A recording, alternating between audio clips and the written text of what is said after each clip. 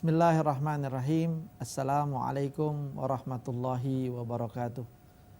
Alhamdulillahirabbil alamin wa bihi nasta'in wa la umuri dunya waddin. Wassalatu wassalamu ala sayyidina Muhammadin wa ala alihi wa sahbihi ajmain. Subhanaka la ilma lana illa ma 'allamtana innaka antal alimul hakim. Wa la haula wa la quwata illa billahil aliyil azim. Rabbi shrah li sadri wa yassir li amri wahlul 'uqdatam min lisani yafqahu qawli. Rabbi zidna ilma warzuqna fahma walhiqna bisalihin. Amma ba'du, pemirsa Nabawi TV yang dirahmati dan dimuliakan Allah Subhanahu wa taala. Kembali kita pada program Pesantren Nabawi dalam bahasan kitab Bidayatul Hidayah dalam yang membahas tentang ilmu tasawuf atau ilmu adab dan akhlak. Setelah kita bahas pada pertemuan yang lalu, episode yang lalu tentang adab berjalan menuju masjid, bahasan kita kali ini tentang adab masuk ke dalam masjid. Setelah kita berjalan tentunya menuju masjid, lalu kita masuk ke dalam masjid, maka jangan pernah langkahkan kaki kita masuk ke dalam masjid kecuali dengan menggunakan kaki kanan. Karena ini yang diajarkan Rasul Shallallahu Alaihi Wasallam dan ini yang diteruskan, ajaran ini diikuti oleh orang-orang yang meneladani Nabi besar Muhammad Shallallahu Alaihi Wasallam. Beliau menyukai untuk melangkahkan kakinya, memulai kebaikan seperti wudhu dan lain sebagainya dengan bagian tubuh yang sebelah kanan. Ya, ketika kita masuk ke masjid maka langkahkan kaki kita dengan kaki yang sebelah kanan. Nanti ketika keluar dengan kaki yang kiri. Kemudian setelah kita masuk ke dalam masjid, bacalah doa yang tentunya juga diajarkan oleh Nabi besar Muhammad SAW yang diriwayatkan oleh Imam Muslim, Abu Daud dan yang lainnya. Beliau mengajarkan membaca doa Allahumma shalli ala Muhammad wa ala ali Muhammad wa sahbihi wa sallim. Allahumma ghfirli dzunubi, ya Allah ampunilah dosa-dosaku, waftahli abwaba rahmatik, dan bukalah untukku pintu-pintu rahmatmu. Karena kita berada di depan pintu rahmatnya Allah, karena ini rumahnya Allah. Maka Allah yang maha rahim, yang maha rahman, memiliki rahmat yang begitu luas dan kita berada di depan pintunya. Maka kita mohon kepada Allah untuk dicurahkan rahmat yang sederas-derasnya di dalam rumahnya Allah Subhanahu wa taala. Tentunya setiap tuan rumah pasti akan memuliakan tetamunya, dan pemilik rumah ini adalah Allah Subhanahu wa taala. Masjid adalah Baitullah, rumah Allah. Maka tuan rumah pasti akan memuliakan tetamunya, dan tidak ada yang lebih memuliakan tetamunya, lebih memuliakan orang yang datang kepadanya dan memberikan, menganugerahkan orang yang datang kepadanya selain Allah Subhanahu wa taala, karena dialah yang maha karim, yang maha rauf, yang maha rahim. Pemirsa yang dirahmati oleh Allah Subhanahu wa taala, ketahuilah bahwa masjid itu memiliki kehormatan dan kemuliaan. Jadi jaga betul adab kita, akhlak kita, tingkah laku kita di dalam masjid. Jagalah kemuliaan daripada masjid tersebut. Karena masjid seperti yang tadi kita ketahui, masjid adalah Baitullah. Masjid adalah rumah Allah. Orang yang menghormatinya dan memuliakannya, menghargainya, maka dia menghormati, memuliakan dan menghargai tuan rumahnya. Siapa tuan rumahnya di sini? Allah Subhanahu wa taala. Orang yang merendahkannya atau tidak memuliakannya, kurang menghormatinya, maka dia begitu pula naudzubillah merendahkan tuan rumahnya, tidak menghormati tuan rumahnya. Dan kita ketahui tuan rumah di masjid, tuan rumahnya masjid, yang memiliki masjid adalah Allah Subhanahu wa taala. Naudzubillah kalau kita sampai bersikap yang tidak santun, yang tidak adab di dalam rumahnya Allah Subhanahu wa taala. Bahkan Rasulullah Shallallahu alaihi wasallam dalam kitab Bidayatul Hidayah ini beliau mengajarkan kepada kita, bukan memerintahkan kepada kita, jika melihat di dalam masjid ada orang yang berjual beli, ada orang yang sedang berdagang di dalam masjid, Kalau di luar masjid, parkiran masjid, pelataran masjid, ya terserah saja bagaimana izin daripada pengurus masjid, dan juga tentunya tidak menghalang-halangi atau menyusahkan orang yang keluar masuk ke masjid untuk beribadah, tidak mengganggu mereka. Ini kalau ada kita melihat orang berdagang di dalam masjid, Rasulullah perintahkan kepada kita untuk mengatakan kepada orang itu, la arbahallahu tijarataka. Allah Subhanahu wa taala tidak akan memberikan keuntungan dalam perdaganganmu. Yuf, doainnya begitu. Buat orang yang dagang di dalam masjid, hati-hati, bukan tempatnya dagang. Di dalam masjid ngomong tentang bisnis dunia, walaupun nggak dagang bawa dagangan di situ, tetapi ngomong bisnis, telepon apa segala macam. Kalau ada urusan dunia, keluar dari masjid sebentar. Keluar, ya sebentar saya di dalam masjid, saya keluar. Kenapa? Adab kita, sopan santun kita dengan pemilik rumah ini, Allah Subhanahu wa taala. Ya, kita keluar dulu. Kehormatan masjid kita bicara di luar. Jangan bicara di dalam masjid. Bicara yang selain hal-hal yang mendekatkan diri kepada Allah Subhanahu wa taala. Lalu Rasulullah juga ajarkan kepada kita, perintahkan kepada kita, jika kita melihat di dalam masjid ada orang yang sedang mengumumkan barangnya yang hilang. Padahal ini kehilangan barang nih orang. Ya dalam keadaan yang mungkin darurat begitu ya. Jika melihat ada orang mengumumkan barang hilang di dalam masjid, ya, maka katakan kepadanya, Nabi bilang, perintahkan kepada kita, la radallahu alaika dhalatak. Allah Subhanahu wa taala tidak akan mengembalikan kepada atasmu ya barang hilang. Subhanallah. Tapi ini kalau dipraktekin juga hati-hati ya. Lihat-lihat juga badannya lebih gede mana sama kita gitu ya. Jangan-jangan nanti kita sampaikan dia marah segala macam. Ya setidaknya kita nasihati dengan lembut. Katakan ya fulan, Nabi perintahkan kepada orang yang melihat orang seperti kamu ini untuk begini. Katakan seperti ini. Saya sedang tidak mengatakannya kepada kamu, tapi Nabi yang bilang begini. Rasulullah yang bilang seperti ini. Jadi jangan urusan dunia ini di dalam masjid, tidak baik. Ini adalah rumahnya Allah Subhanahu wa taala, maka muliakanlah rumahnya Allah Subhanahu wa taala. Orang yang memuliakan rumah Allah, maka dia memuliakan yang punya rumah sahibul baitnya, yaitu Allah Subhanahu wa taala. Mudah-mudahan Allah Subhanahu wa taala menjadikan kita orang-orang yang memuliakan masjid. Kita akan lanjutkan lagi bahasannya setelah yang satu ini. Wallahu a'lam.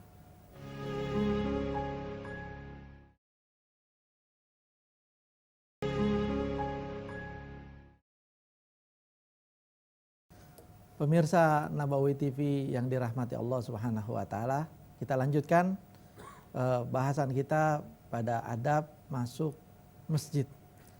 Tadi kita telah bahas bagaimana kemuliaan dan kehormatan daripada masjid yang senantiasa harus kita jaga.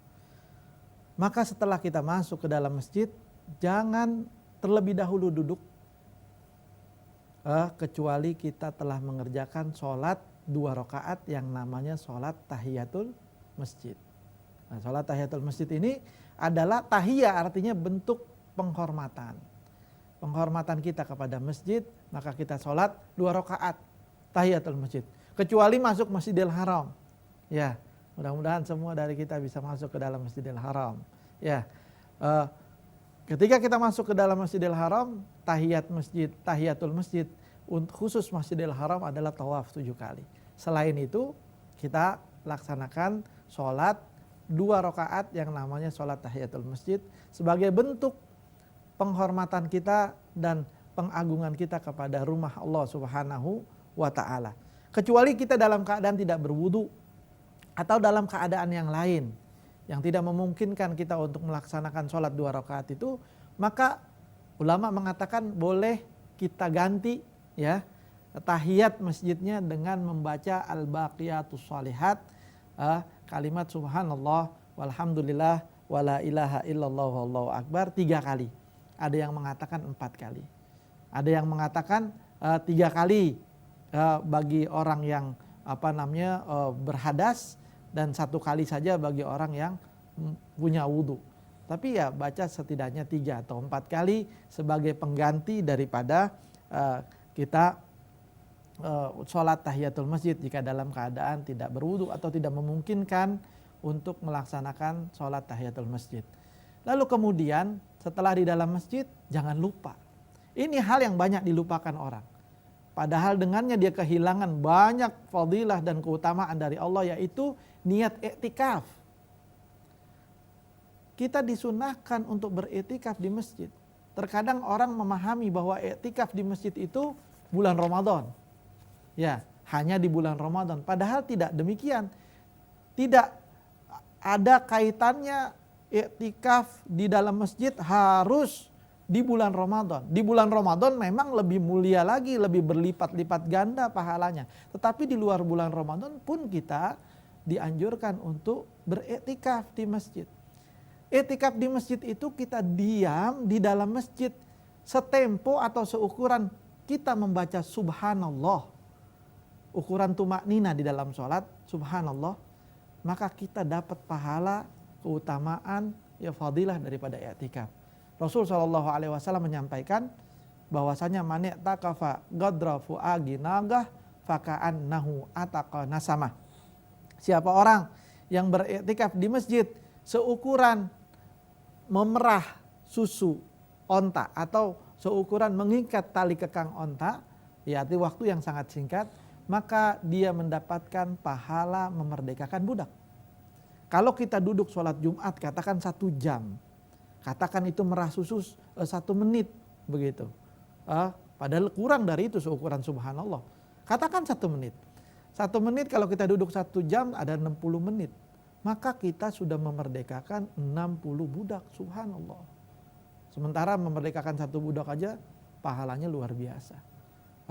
Pahalanya sangat besar di sisi Allah Subhanahu wa taala, dan mungkin kalau zaman sekarang ini masih ada perbudakan, kita belum tentu sanggup untuk membeli seorang budak karena harganya pasti mahal. Begitu. Udah dibeli terus dimerdekakan, pahala yang luar biasa. 1 jam saja di dalam masjid kita udah memerdekakan sekian banyak budak, ya sebagai bentuk pahala di sisi Allah Subhanahu wa taala. Jadi jangan sia-siakan waktu kita yang berlalu di masjid tanpa kita berniat i'tikaf di dalam masjid. Ya, niatnya mudah. Ketika kita masuk, kita katakan nawaitul i'tikaf fi hadal masjid madumtu fihi lillahi ta'ala.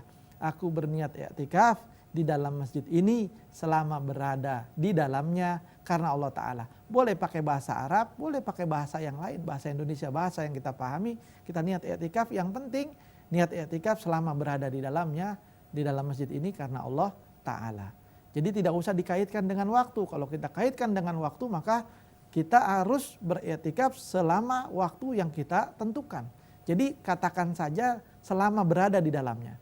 Mau 1-2 menit dapat pahala iktikaf, setengah jam pahala setengah jam, 1 jam pahala 1 jam, dan seterusnya.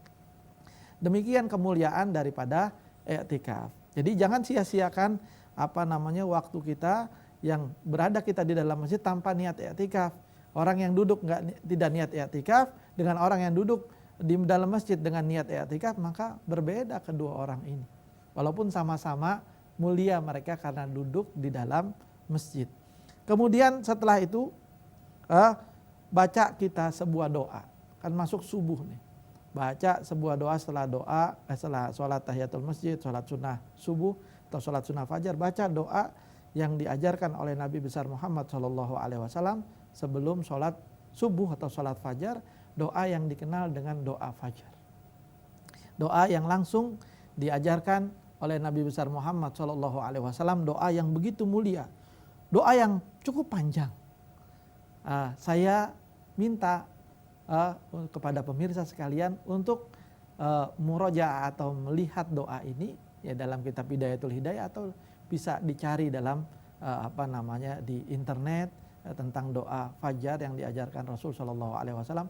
Doa yang begitu luar biasa, doa yang memuat semua hajat-hajat kita. Ya, semua hajat-hajat kita yang kita butuhkan, yang kita pernah minta atau bahkan yang belum sempat kita minta. Terlintas pun enggak hajat itu di benak kita, tetapi Rasulullah SAW telah mengajarkannya dalam doa tersebut, di dalam doa fajar yang awalnya bunyinya Allahumma inni as'aluka rahmatan min indika tahdi biha qalbi wa tajma'u biha syamli wa talumu biha sya'thi wa taruddu biha ulfati wa tuslihu biha dini wa tahfadhu biha ghaibi wa tarfahu biha syahidi wa tuzakki biha amali wa tubayyidu biha wajhi, dan seterusnya. Doa yang luar biasa, doa yang ada baiknya kita baca dengan memegang bukunya doa ini sebelum kita melaksanakan sholat subuh, dan insya Allah doa yang mengandung banyak sekali hajat dunia dan akhirat kita. Dalam doa tersebut Allah Subhanahu wa taala ijabah dan Allah kabulkan untuk kita semua, amin ya rabbal alamin. Kita akan lanjutkan setelah yang satu ini pada bahasan setelah ini insya Allah. Wallahu a'lam.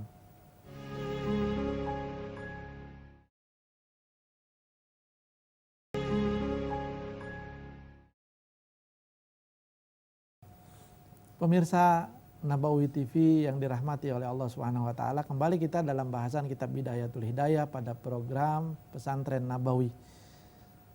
Seorang muslim di dalam masjid jika diumpamakan seperti ikan di air. Jadi seorang muslim, seorang mukmin di masjid itu betah dia. Nyaman dia di dalam masjid seperti ikan di air. Tidak ada ikan yang tidak betah di air. Ikan betah di air. Ikan tempat tinggalnya di air.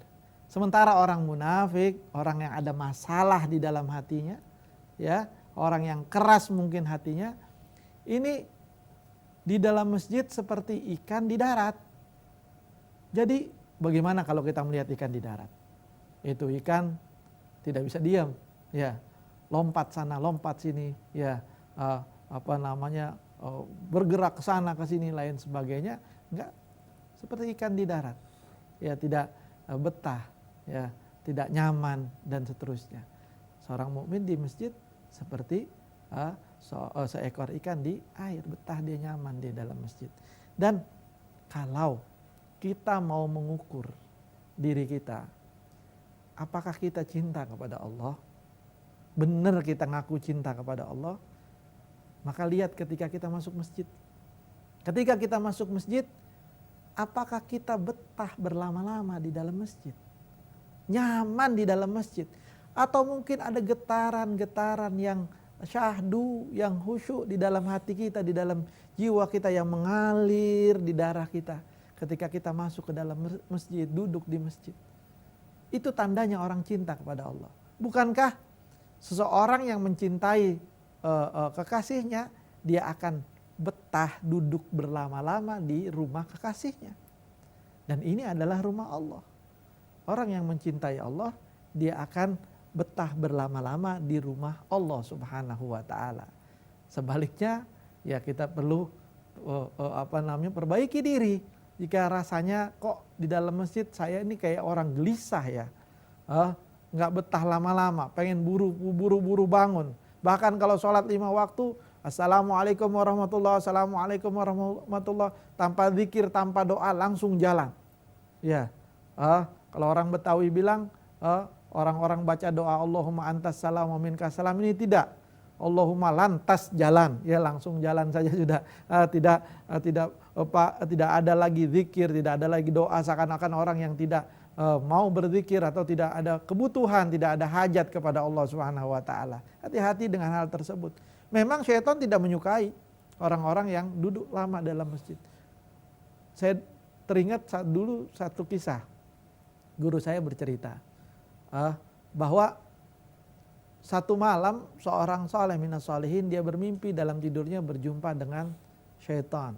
Syaitan dalam mimpinya ini ditemui membawa 2 botol. Ditanya, "Hei syaitan, itu yang kamu bawa apa?" Kali ini 1 botol pasir, 1 lagi botol madu. Buat apa itu? Apa yang kamu pakai? Buat apa kamu gunakan tuh 2 botol itu? Adapun ini botol pasir, ya, saya selalu percikan pasir ini, ya, ke mata orang yang sedang membaca Al-Quran, agar cepat lelah matanya, cepat ngantuk matanya, dan segera menutup Al-Qurannya. Ya, tidak betah berlama-lama membaca Al-Quran. Nah, hati-hati. Kalau kita baca Al-Quran cepet capek, baca majalah nggak capek, baca komik berhalaman-halaman semangat begitu, jangan-jangan dipercikan debu sama syaitan ini. Dan juga saya percikan debu ini di bokongnya, di pantatnya orang yang duduk di masjid. Percikan biar panas, ya, tidak betah berlama-lama di dalam masjid. Begitu. Terus madu itu buat apa? Oh, kalau madu ini khusus ini saya oleskan di bibir orang-orang yang sedang berdusta atau orang-orang yang sedang bergunjing. Sedang ngumpul, bergosip, bergunjing, saya oleskan madu di mulut-mulut mereka sehingga manis, nikmat pembicaraan mereka, gunjingan mereka, gosip mereka. Hati-hati yang suka bergunjing, yang suka bergosip. Oh, ini dapat madu cap syaitan ini, dapat madu dari syaitan. Nauzubillah min ghadabillah. Pemirsa yang dirahmati oleh Allah Subhanahu wa taala, Rasulullah sallallahu alaihi wasallam beliau bersabda bahwasanya idza ra'aitum ar-rajula yata'ahadul masjidah, jika kamu melihat seseorang yang senantiasa masuk ke masjid, biasa duduk di dalam masjid, senang betah di dalam masjid, fashhadu lahu bil iman, maka saksikanlah baginya bahwa dia dalam iman. Orang itu orang yang beriman, orang yang senang masuk ke dalam masjid, orang yang senang duduk berlama-lama di dalam masjid. Allah Subhanahu wa taala berfirman di dalam Al-Qur'an, innama ya'muru masajidallahi man amana billahi wal yaumil akhir. Sesungguhnya orang-orang yang memakmurkan masjid-masjid Allah adalah orang-orang yang beriman kepada Allah Subhanahu wa taala dan beriman kepada hari akhir. Orang yang beriman kepada Allah dan beriman kepada hari akhir, dia akan betah berlama-lama di dalam masjid. Dia akan nyaman berlama-lama di dalam masjid karena masjid adalah rumah kekasihnya, karena masjid adalah tempat di mana Allah banyak mencurahkan rahmat dan karunia-Nya, dan masjid pula tempat kita mengadukan semua hajat-hajat kita kepada Allah Subhanahu wa taala yang lebih dekat lagi dengan pengkabulan dari Allah Subhanahu wa taala. Walaupun dimanapun kita berdoa, Allah Subhanahu wa taala mendengar dan insya Allah mengijabah kita. Tetapi jika di dalam masjid, maka akan mendapatkan perhatian yang lebih dari Allah. Bukankah tadi dikatakan orang yang baru berjalan saja menuju masjid, Allah Subhanahu wa taala memandangnya, ya, memperhatikannya dengan seluruh pandangan kasih sayangnya dan dengan seluruh perhatian dari Allah Subhanahu wa taala. Aqbalallahu biwajhihi. Allah Subhanahu wa taala memandang kepadanya dengan seluruh perhatian Allah Subhanahu wa taala. Semoga Allah Subhanahu wa taala menanamkan di hati kita semua kecintaan kepada rumahnya, Baitullah, masjid-masjidnya, dan Allah Subhanahu wa taala memasukkan kita dalam kelompok yang kelak dinaungi oleh Allah Subhanahu wa taala di mana hari di mana tidak ada naungan selain naungan Allah, yaitu orang-orang yang hatinya selalu terkait dengan masjid. Rabbana atina fid dunya hasanah wa fil akhirati hasanah wa qina adzabannar. Rabbana zalamna anfusana wa illam taghfir lana wa tarhamna lanakunanna minal khasirin. Wa sallallahu ala sayidina Muhammadin wa ala alihi wa sahbihi wa sallam. Walhamdulillahi rabbil alamin. Wassalamualaikum warahmatullahi wabarakatuh.